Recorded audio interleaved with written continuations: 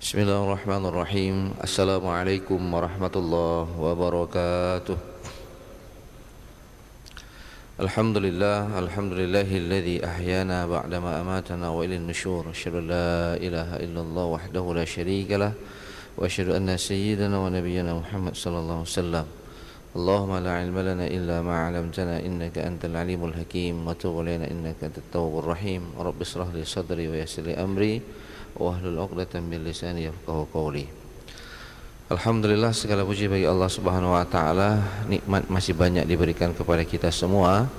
Mudah-mudahan kita bisa menjadi hamba yang selalu mensyukuri setiap nikmat yang Allah berikan. Tambah harta, tambah umur, tambah kesolihan, dan kita sadari bahwa kita semuanya akan kembali kepada Allah.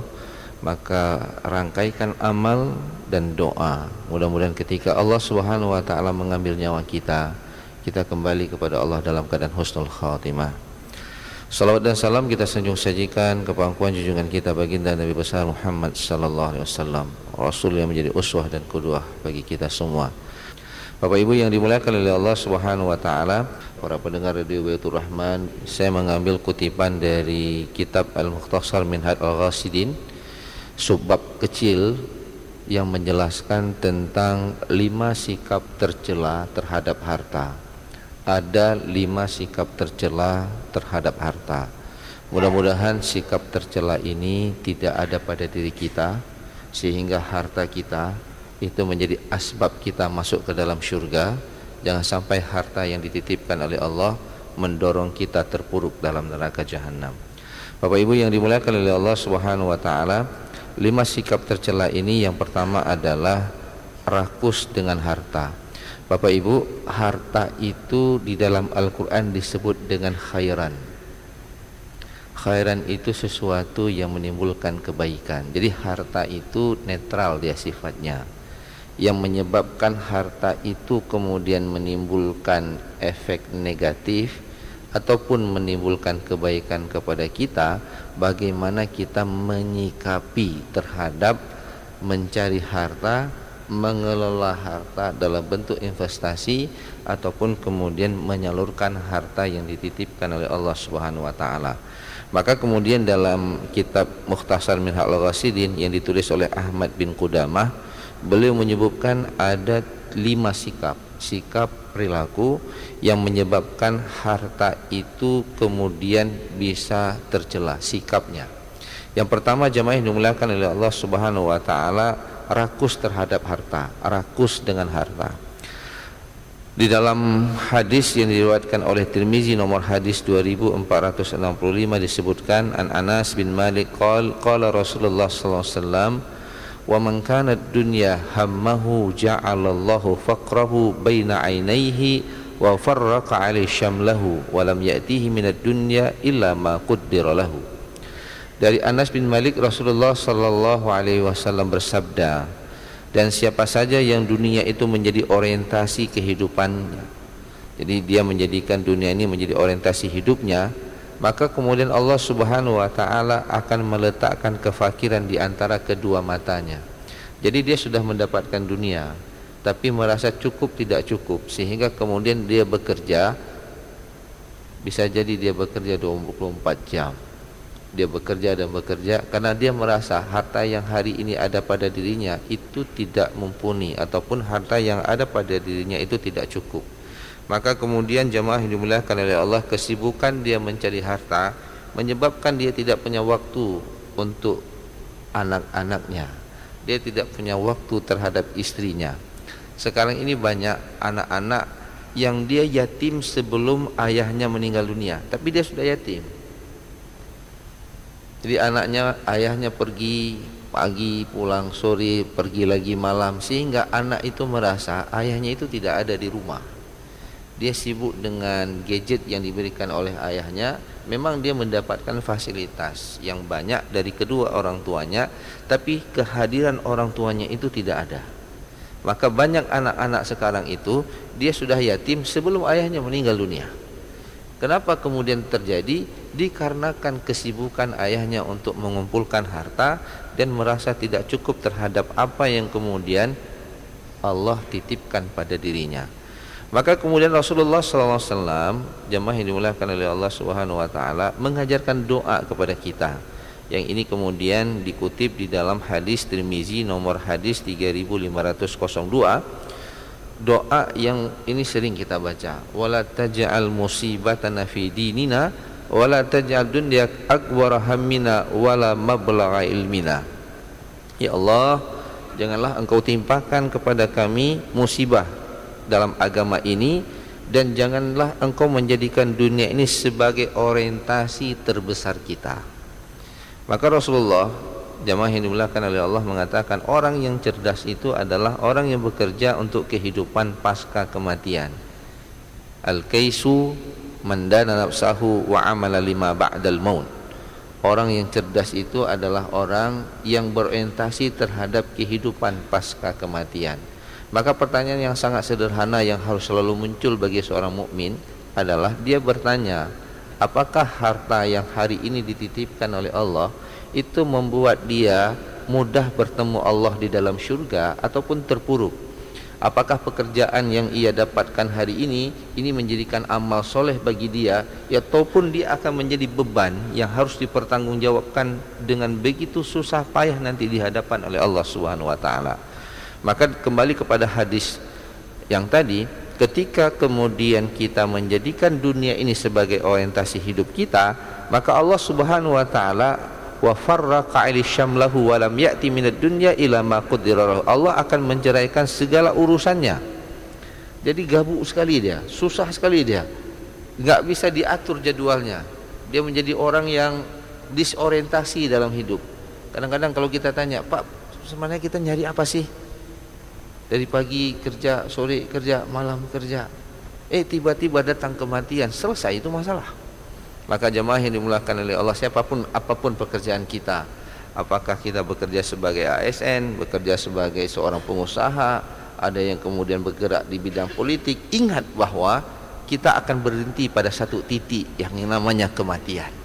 Jangan sampai kemudian kesibukan kita mengurusi dunia ini akhirnya ya kita telat sholat subuh. Karena kenapa? Terlalu telat malamnya kita tidur, tidak sanggup bangun subuh. Pertanyaannya, apa yang kita cari? Karena kematian itu ada di ujung mata kita dan sangat dekat. Maka jemaah yang dimuliakan oleh Allah Subhanahu wa taala, janganlah kemudian kita menjadi orang yang rakus terhadap harta dunia, yang kita kemudian berhenti untuk mencari-carinya. Di dalam Al-Qur'an Allah Subhanahu wa taala juga menyebutkan alladzi jama'a malan wa 'addada. Jadi sikap ini sudah ada, dan Allah menggambarkan orang yang mengumpulkan harta dan menghitung-hitungnya. Kalau di dalam tafsir jemaah yang dimuliakan oleh Allah, ini Ibnu Husaymin di dalam kitabnya menyebutkan wa'dadah itu orang yang selalu itu hitung-hitungan, Pak. Kalau sederhana beginilah, paginya dia buka akun, dia lihat rekeningnya, ada uang. Nanti malam dicari lagi, dilihat lagi. Kalau dia punya harta, ya dia buka berangkas, dilihat masih ada duit. Jadi merasa wa'dadah ini terus dia menghitung. Dia tidak pernah punya keinginan atau dia punya rasa ketakutan kalau kemudian harta itu kemudian berkurang. Maka jemaah yang dimuliakan oleh Allah, ini sikap yang pertama. Sikap yang kedua, jemaah yang dimuliakan oleh Allah Subhanahu wa taala, mendapatkan harta tidak melalui jalan yang halal.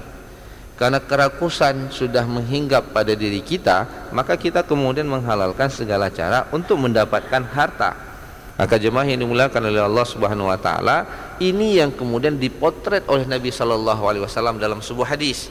Yang ini sudah berapa kali kita bahas di dalam pertemuan kita di sini.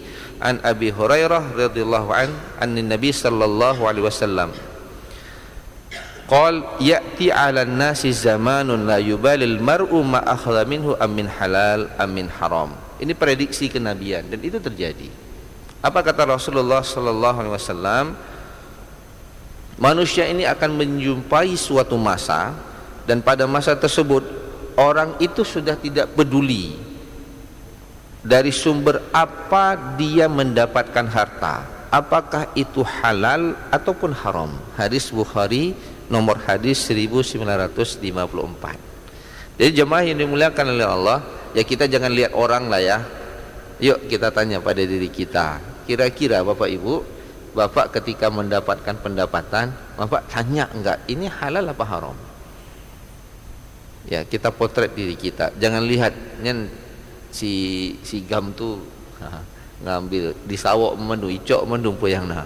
Jadi jangan kita ngelihat orang. Sekarang mari kita memotret diri kita. Kira-kira kalau ada sesuatu harta yang diberikan kepada kita, muncul enggak alarm keimanan? Ini halal apa haram? Karena Rasulullah mengatakan akan tiba satu masanya orang itu tidak peduli, la yubali, dia nggak akan peduli lagi. Yang pokoknya kalau ada duang diambil. Soal haram, ini apalagi menjelang pilkada ataupun pemilu, Bapak Ibu yang dimuliakan oleh Allah. Ya, ada terms, ada ungkapan. Ambil uangnya, jangan pilih orangnya. Hati-hati Pak. Kita ngambil uangnya, kita tidak tahu nih uang halal uang haram nih. Ya, yang benarnya ya, jangan pilih orang yang kemudian membeli suara kita. Pilihlah untuk kebaikan. Karena setiap pilihan yang kita lakukan itu akan ditanya oleh Allah Subhanahu wa taala. Kemarin kita sudah bahas ya parameter apakah kita melakukan sesuatu itu menolong kebaikan atau kemudian menimbulkan keburukan. Jadi kalau ada pilihan nanti, ini bukan kampanye. Saya ingin mengatakan, pilihlah orang yang kemudian Bapak Ibu bisa mempertanggungjawabkan di hadapan Allah kalau ditanya kenapa Anda pilih dia. Apakah dia akan menorehkan kebaikan untuk umat ini atau kemudian malah dia akan memberikan keburukan yang itu nanti gara-gara suara kita dia punya ruang kewenangan yang apabila dia melakukan kesalahan kita berkontribusi untuk melakukan keburukan. Sebaliknya kalau dia menorehkan kebaikan maka kita juga akan mendulang pahala. Maka jemaah yang dimuliakan oleh Allah Subhanahu wa taala, ya hati-hati ketika kita diberikan harta, ketika kita diberikan sesuatu, alarm keimanan itu harus muncul. Ini halal apa haram? Yang ketiga, tidak menunaikan kewajiban harta. Bapak Ibu yang dimuliakan oleh Allah, ini orang juga banyak yang seperti ini dan itu sudah terjadi sejak masa Rasulullah. Kewajiban harta yang paling utama itu zakat, Pak. Jadi kalau Bapak punya pendapatan, ibu-ibu punya pendapatan, maka jangan lupa kemudian mengeluarkan zakat. Itu adalah hak Allah Subhanahu wa taala. Tapi di dalam kitab Ibnu Rajab Al-Hambali, jamaah yang dimuliakan oleh Allah, rawat tafsir, Ibnu Rajab itu membagi, Pak, selain daripada zakat yang menjadi kewajiban kita mengeluarkannya dari harta yang Allah berikan kepada kita, maka ada 3 kewajiban lain menurut Ibnu Rajab. Yang pertama adalah menyambung hubungan baik dengan para kerabat, dan kerabat yang paling dekat dengan kita adalah kedua orang tua. Maka jemaah yang dimuliakan oleh Allah Subhanahu wa taala, jangan pernah kita merasa bahwa orang tua kita itu beban. Orang tua kita itu adalah karomah. Kalau dia sudah tua, maka kewajiban anak untuk mendistribusikan kekayaannya untuk orang tuanya, yang menafkahi orang tuanya. Malah Rasulullah mengatakan, anta wa maluka li abik. Ketika ada seorang anak melapor kepada Rasulullah, ayahku telah mencuri hartaku. Nauzubillah. Kira-kira ada enggak anak durhaka yang seperti ini? Yang hari ini ketika ayahnya pakai hitung-hitungan dia. Nyo ayah kabeh penglung. Berobat ayah sekian, ya, sewa rumah ayah sekian, di sini sekian, habis uang saya. Pada masa Rasulullah ada seorang anak ngelapor sama Rasulullah bahwa ayahnya sudah mengambil hartanya, maka dia bawa ke hadapan Rasulullah sallallahu alaihi wasallam. Rasulullah menangis. Lalu kemudian Rasulullah mengatakan, anta wa maluka li abik. Hartamu dan dirimu itu milik ayahmu, kedua orang tua. Maka jamaah yang dimuliakan oleh Allah, saya ingin mengingatkan bahwa ketika Bapak Ibu masih punya kedua orang tua, Bapak Ibu punya karomah. Lebih baik Bapak menahan diri tidak memenuhi keinginan dan kebutuhan, berikan untuk membahagiakan kedua orang tua. Tangan orang tua yang mengangkat ke langit itu akan menyebabkan arasy Allah bergetar. Ketika dia mendoakan kebaikan kepada anaknya, dunia akhirat dia akan mendapatkan kebaikan. Tapi sebaliknya, ketika seorang ayah, seorang ibu tergores hatinya, maka musibah akan menimpa diri kita dalam kehidupan ini. Maka jemaah yang dimuliakan oleh Allah, setelah kewajiban yang pertama zakat kita keluarkan, maka sisihkan harta seberapapun yang kita miliki untuk kedua orang tua kita. Jemaah yang dimuliakan oleh Allah, yang berikutnya Ibnu Rajab mengatakan, kalau ada tamu maka sisihkan harta untuk memuliakan tamu. Ini kewajiban terhadap harta. Dan yang ketiga, apabila ada bencana, ada musibah di lingkungan, maka sisihkan harta. Jadi indah sekali Islam itu, jemaah yang dimuliakan oleh Allah. Mana qasad min sadaqatin falyasdad. Tamu datang, kita bersedekah. Ada tamu datang dari luar Banda Aceh, ketemu kita di Masjid Raya, mau minum kopi, ya kita belanjalah. Jemaah yang dimuliakan oleh Allah, tidak akan pernah berkurang harta yang disedekahkan. Apalagi kita berikan kepada para tetamu sehingga dia bahagia, ataupun kemudian kepada orang yang menimpa bencana, lalu kemudian dengan harta yang kita berikan dia mendapatkan kebaikannya. Yang keempat, jemaah yang dimuliakan oleh Allah Subhanahu wa taala, tidak membelanjakan harta kepada sesuatu yang tidak tepat. Dalam hal ini ada dua istilah di dalam Al-Quran yang sudah juga pernah kita bahas. Yang pertama ada tabzir, yang kedua ada israf. Yang dimaksud dengan israf adalah kita membelanjakan harta untuk hal yang sepatutnya, namun dalam kadar yang berlebihan. Artinya begini, ibu belanja, dibilang promo, beli 2 dapat 1, berarti kan sudah 3, Pak. Sedangkan kebutuhan kita cuma 1, Pak. Itu israf, berlebih-lebihan. Nanti budgeting kita untuk sedekah akan berkurang. Maka kita harus mengukur pengeluaran kita, Pak. Beli nasi 2 bungkus padahal kebutuhannya 1 bungkus, itu israf. Ya, kadang-kadang kita salah menggunakan istilah itu mubazir. Apa yang dimaksud dengan mubazir ataupun tabzir?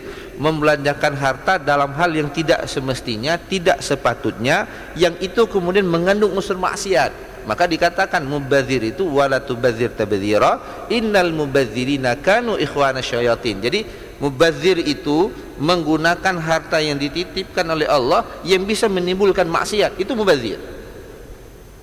Beda dengan israf. Kalau israf itu berlebihan, tapi masih mubah, dia hukumnya masih boleh. Nah, jemaah yang dimuliakan oleh Allah, maka kita harus melihat beli atau tidak, ya, pengeluaran kita ataupun tidak, lihat kategori. Jangan sampai israf, dan na'udzubillah jangan sampai mubazir. Dan yang terakhir, yang kelima, jemaah yang dimuliakan oleh Allah Subhanahu wa taala, jangan sombong dan bangga terhadap harta. Ini yang juga, ya, kadang-kadang tanpa terasa, Bapak beli mobil, naik mobil, merasa keren kali saya. Nampaknya di kantor ini cuma saya yang punya mobil nih. Beli handphone, taruh di atas meja, gitu. Ada 3 biji, handphonenya 3 biji. Padahal itu kredit semua. Alhaakumut takatsur. Jadi Allah mengatakan, jangan kita bangga terhadap banyaknya harta yang kemudian membuat kita lalai. Jadi jamaah yang dimuliakan oleh Allah Subhanahu wa taala, jangan bangga ketika kemudian kita dapat jabatan, ketika kita kenaikan salary, ketika kemudian kita mendapatkan sesuatu, kita buat rumah, kita dapat mobil, sanggup beli mobil, jangan kemudian bangga. Jamaah yang dimuliakan oleh Allah, ya, semua yang Allah titipkan bisa Allah ambil dalam waktu yang sekejap. Maka jemaah yang dimuliakan oleh Allah, sepatutnya ketika harta kita bertambah, sujud kita semakin bertambah. Ketika kedudukan kita bertambah, syukur kita kepada Allah semakin bertambah. Maka jemaah yang dimuliakan oleh Allah, mudah-mudahan 5 sikap ini tidak terjadi dalam kehidupan kita. Yang pertama, rakus dengan harta. Yang kedua, ya, mendapatkan harta tidak melalui jalan yang halal. Yang ketiga, tidak menunaikan kewajiban harta, apakah itu zakat, apakah kewajiban kita memberikan kepada kedua orang tua, kepada para tetamu kita, ataupun kepada orang-orang yang tertimpa bencana dan musibah. Dan yang keempat, jangan pernah harta kita belanjakan kepada sesuatu yang bisa israf, berlebih-lebihan, ataupun tabzir, menggunakan harta yang bisa menimbulkan maksiat. Dan yang kelima, jangan pernah sombong dengan apa yang kita miliki, karena sikap yang seperti ini akan menjauhkan kita dari Allah, malah Allah akan membenci kepada kita. Oleh karena itu, jemaah yang dimuliakan oleh Allah, mudah-mudahan harta yang Allah titipkan menjadikan kita semakin dekat dengan Allah. Pastikan sumbernya halal, kelola dengan cara yang benar, gunakan untuk sesuatu yang diridhai oleh Allah. Mudah-mudahan kita bahagia dunia dan akhirat. Hadanallahu wa iyyakum ajmain. Wallahu muwaffiq ila aqwamit thoriq. Assalamualaikum warahmatullahi wabarakatuh.